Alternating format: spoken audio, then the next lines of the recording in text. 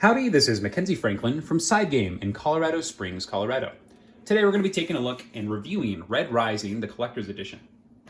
Now, Red Rising, the Collector's Edition is a game by Jamie Stegmaier and Alexander Schmidt, published by Stone Meier Games. Now, this game is heavily influenced off of the game Fantasy Realms by Bruce Glasgow. In Fantasy Realms, you're going to have a hand of cards, and every turn you're going to be drawing one, either from a central deck, putting it into your hand, and then discarding one. In addition to that, you can take one that's already on the center of the table, add it to your hand, and discard one. So very simple mechanic, and the whole point of the game is to build a hand of cards that's going to score you points at the end. Red Rising works the same way, but with extra steps and a board that you interact with. In Red Rising, you've got the board. And in this game, you're going to have cards that populate the board like this. On your turn, you'll take your hand of cards, and you'll play one, activating its deploy effect if it has one. And then you'll add one of the cards from the other columns to your hand, activating its board effect.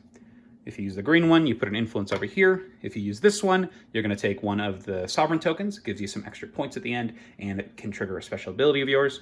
You've got the red one, which will give you some points, 3 points from the helium. And then you've got Jupiter over here, which is going to increase you on this fleet track, which just gives you points at the end of the game based on how far you got. So very straightforward gameplay. That's the first thing you can do, is play a card, pick up a card.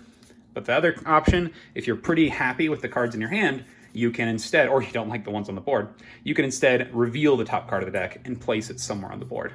And then you'll get that effect on where you placed it, so you would put that influence there. So that's the gameplay in a nutshell. It works very similarly to Fantasy Realms, where you're having to weigh your options as to what's going to be the best to make up your hand. Each card here has base victory points, as well as extra ways to score. So like this one says, it's 28 points with a violet. In addition, these cards also on the sides here will remind you what cards they work well with. So he works well with the violet, that's why you have the violet color here. Now, a huge positive in this game, and my favorite part of this game, are the cards themselves. So let's just take a look at these cards. So first off, the Deluxe Edition has these embossed gold on the gold cards, and they do clearly state which cards they don't work well with here on the side, or which cards they do work well with. So I think that is so awesome. In addition, the cards are huge. So these cards are gigantic, and they're going to show off this wonderful art super well. Another huge highlight of this game is the artwork itself. I love it. So super cool. I love the artwork in this. It presents this really unique world of Red Rising, and it makes me interested in the theme as a whole. So really fascinating. In addition, all the cards have a specific name, and each card is unique. So in this gigantic deck of cards, you're going to be looking for specific characters to trigger other abilities. Like Lysander here, he needs 2 specific cards. But there are cards that can act as specific names, so there are ways to get around having to dig through an entire deck for a specific card. So that's my huge positive here, are the cards themselves. They feel great to hold, and they are just gigantic and full of information. Now, some negatives. First thing are the components. So first off, let's take a look at some of these components for the colors. So right off the bat, we have in the Deluxe Edition, it comes with metal cubes, and they are very close to each other's color. So you have the pink and the red, they look very similar, and the gold and the yellow also look very similar. So just be aware, if you're playing with more than 3 players, or more than 4 players, you can accidentally get those confused at a distance. If you're in good lighting, you should be able to tell the difference, but you can from a distance get confused just by counting. So just be careful. Same thing goes with the rocket ships. Another thing are the card holders themselves, and these are really nice. I love that they included them in the game, but they do fall over very easily. So they hold your cards really nicely, but a lot of the times if you're going to be bumping them, they're all gonna just kind of tip over, and that happens. So I think that I'm gonna solve this by putting some weights inside of these, trenches here. That way they stay on the table faceted, and I think that'll be really helpful. So just an idea from my end. So the next thing that I want to talk about are how the game actually plays and how the game scores. So first off, the game is going to score based on that hand that you have, right? And the progress that you've made on the board.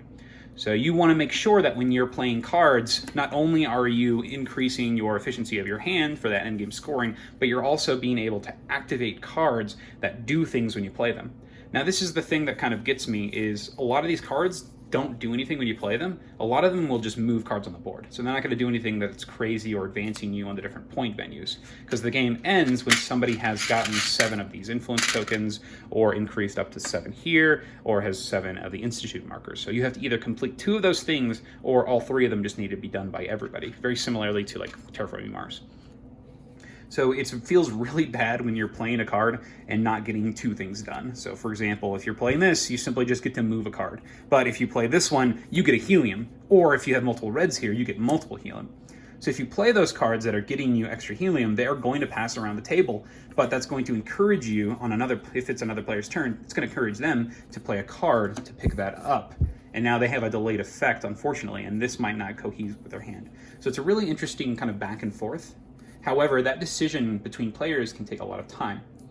There's a lot of different combos that can come from the different cards that you see, so it really adds to the game length in this game for doing very simple things. Place a cube, move on a track, gain a resource, take a token. So I don't think that the gameplay here is something that I'm really interested in for a game of this kind of intensity or speed.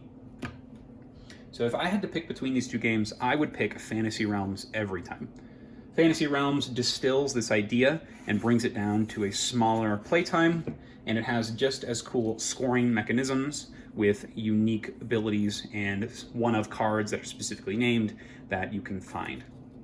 I found that in Fantasy Realms there are cooler ways to score things, whereas in Red Rising, a lot of the cards are pretty straightforward and you're going to evaluate them kind of one at a time as opposed to kind of building your hand around an entire group of cards.